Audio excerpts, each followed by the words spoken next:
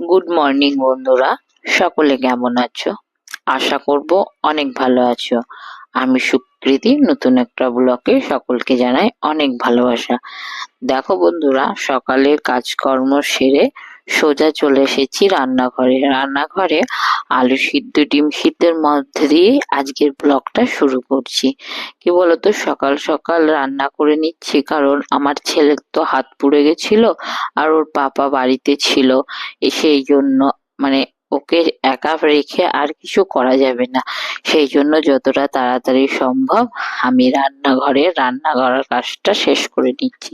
কি বলতো, রান্না হয়ে গেলে না দিনের প্রথমেই তাহলে মনে হয় যে সব কাজ হয়ে গেল, তারপর ওকে নিয়ে টুকিটাকি সব কাজই করা যায়, শুধু রান্না করা যায় না। কি বলতো, রান্না করতে আসি তো আর ও আমার সঙ্গে সঙ্গেই চলে আসবে, দিয়ে রান্নাঘরে এটা ওটা নাড়বে, আর রান্নার গ্যাস থেকে কখন তেল ছিটকে কি হবে না হবে সেই রিস্কটা নিতে চাইছি না।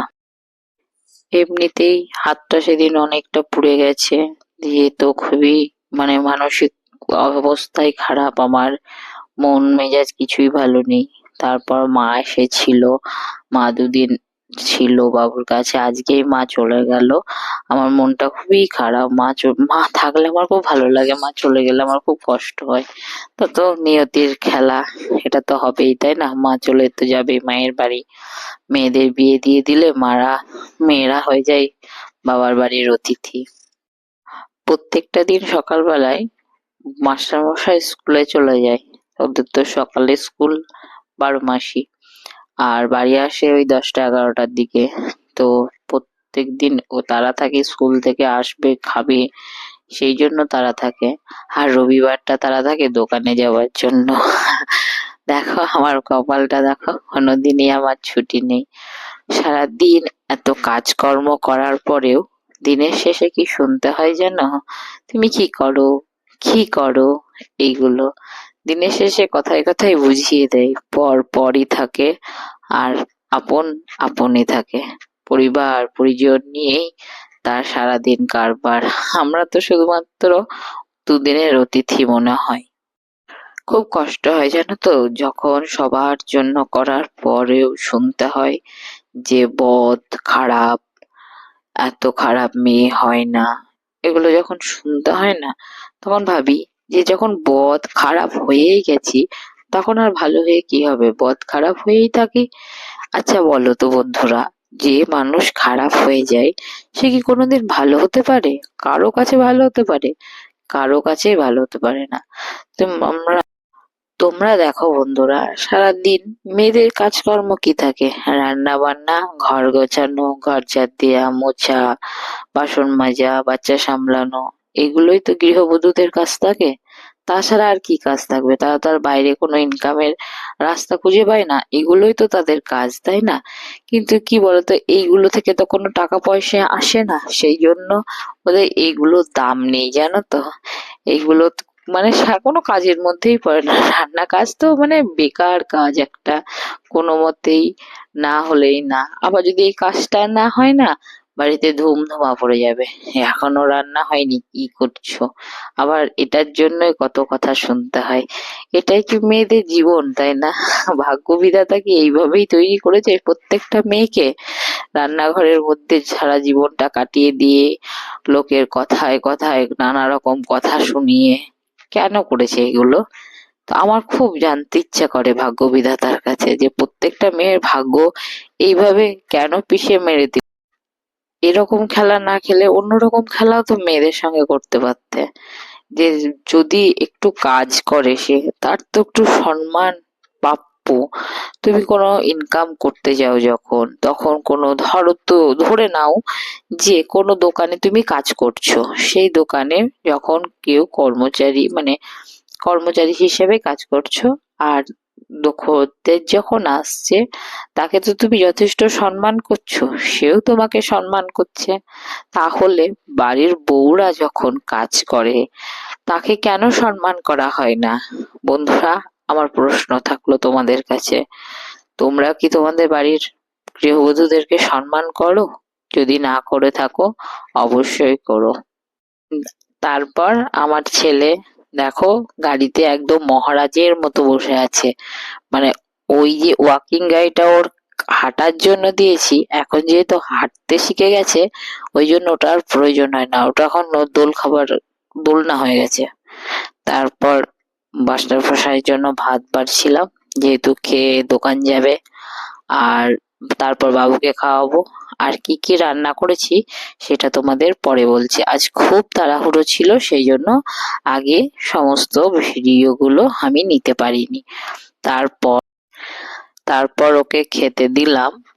আর ছেলে তখন খুব হইচই করছিল, এবার ওকে নিয়ে আসলাম। এবার কি বলতো, গরম খাবারে যদি হাত দিয়ে দেয় না, একেই দুর্ঘটনার শেষ নেই। মানে বা আজকের দিন তো বললাম, বিপদ আমার কিছুতেই পিছু ছাড়ে না। সেই জন্য ওকে আগে খেতে দিলাম, ও তারপর ওকে ধরলাম, তারপর ওকে খাওয়াতে এলাম। ওর খাবারের মধ্যে ছিল ভাত, আলু সিদ্ধ, আলু ভাজা আর ডিম সিদ্ধ, ঘি। এটাই ছিল সকালের খাবার। দুপুরে ডাল করে দিয়েছিলাম ওর জন্য।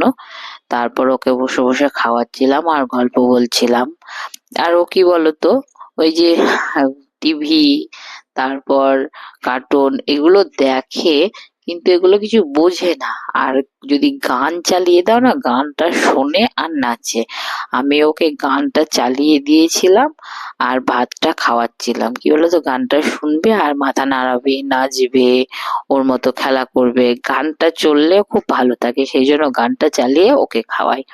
তারপর আজকে রান্না বান্না ছিল ডিমের ঝোল, পালং শাকের তরকারি, আর পেঁয়াজ কলি আলু ভাজা, আলু সিদ্ধ, ডিম সিদ্ধ, আর ছিল কুমড়ো সিদ্ধ, আর গরম গরম ভাত।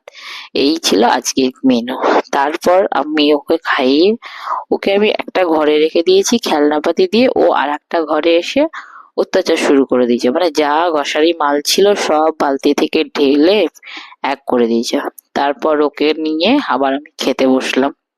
দেখো, সারাদিন যা কাজকর্ম করি নিশ্চয় কিছু তো পেটে দিতে হবে, নাহলে চলবে কি করে শরীর। সেই জন্য কোনো রকম ভাবে নিজে খাই, ওকে কোলে নিয়েও খাই, ওকে দাঁড় করিয়েও খাই, আবার নিজে নিজে দাঁড়িয়েও খাই। আমার খাওয়ার কোনো ছিঁড়িছাটা নেই, সেই জন্য ওটা আর সবার সামনে নিয়ে। আচ্ছা বন্ধুরা, তোমরা কি আমার মতে একমত? হলে আমাকে অবশ্যই কমেন্ট করে জানিও। তোমাকে যে পছন্দ করে না, ভালোবাসে না, তার কাছে তোমার কি যাওয়া উচিত? না যাওয়া উচিত না? ধরে নাও তোমার তোমার মা যদি তোমাকে ভালোবাসে, আর তোমার পাশের বাড়ির কেউ কোনো কাকিমা যদি তোমাকে ভালো না বাসে, তাহলে তুমি তোমার মায়ের কাছে যাবে না সেই কাকিমার কাছে যাবে? তোমরা কিন্তু কমেন্টে জানাও। সেই কাকিমা ধরো তোমাকে নিমন্ত্রণ করেছে, তার বাড়ি যেতে বলেছে, সে তোমাকে ভালোবাসে না, ভালো করে কথা পর্যন্ত বলে না, তাহলে সেক্ষেত্রে তুমি কি করবে? তোমরা কি তাদের বাড়ি যাবে? আমার তো কোনোভাবেই তার বাড়ি যাওয়া সম্ভব নয়। সেরকম হয়ে গেছে আজকের একটা ঘটনা। এক নেমন্তন্ন বাড়ি যাওয়ার জন্য মাস্টার মশাই বলেছে, হ্যাঁ আমি সেখানে যাব না বলে দিয়েছি। এই নিয়েই আমার সঙ্গে দুটো কথা হয়ে গেল। মানে কথায় কথায় বুঝিয়ে দিয়ে দেয় যে আপন আপনই থাকে আর পর পরে। তাতে তুমি আমৃত্যু তার জন্য সেবা করো, কোনো কিছু যায় আসবে না তাতে তার। খারাপ লাগে কখন জানো? যখন মনে হয় সমস্ত কিছু ছেড়ে, নিজের কেরিয়ার সবকিছু বন্ধ করে দিয়ে একটা সংসারের পিছনে, বাচ্চার পিছনে, স্বামীর পিছনে নিজের সমস্ত দিনটাকে অতিবাহিত করে দিই, তারপরেও যদি শুনতে হয় যে অনেক বাজে কথা, তখন আমি কেন, কোনো মেয়েই সহ্য করতে পারবে না। তারপর দেখো, কিছু জামা কাপড় ভিজিয়ে রেখেছিলাম সকালে, বাচ্চাকে কোনো রকম ঘুম পাড়িয়ে এসে ওগুলো কেচে নিচ্ছি, কেননা ও উঠে বললে আবার আমার আর কোনো কাজই করতে দেবে না। তারপর সেগুলো কাছাকাছি শেষ করে বারান্দায় রোদ ছিল, বারান্দায় সব মেলে দিচ্ছিলাম। আর ও তখনও ঘুমোচ্ছিল, আজ অনেকক্ষণই ঘুমোচ্ছে। আসলে কি বলতো, ঠান্ডা গরম ওয়েদার পড়ছে তো, দিয়ে ওরও শরীরটা ঘ্যান ঘ্যান করছে, ভালো লাগছে না। তারপর আমি জামা কাপড়গুলো সব তুলে তারপর গেছিলাম স্নান করতে। স্নান করে এসে দেখছি যে ও উঠে পড়েছে, তারপর ওকে স্নান করিয়ে ফ্রেশ করিয়ে সুন্দর করে আবার গাড়িতে ওর তো একটাই এখন চলছে শুধু, গাড়িতে চড়বে, চড়ে ঘুরে বেড়াবে, আর হাতে একটা পেন থাকতে হবে। পেনটা পড়ে গেলে হবে না, পেন হাতে আর গাড়িতে ঘুরে বেড়াবে। এইভাবেই চলছে আমার দিন। তোমাদের যদি ভালো লাগে থাকে অবশ্যই সাবস্ক্রাইব করে দিও বন্ধুরা। টাটা।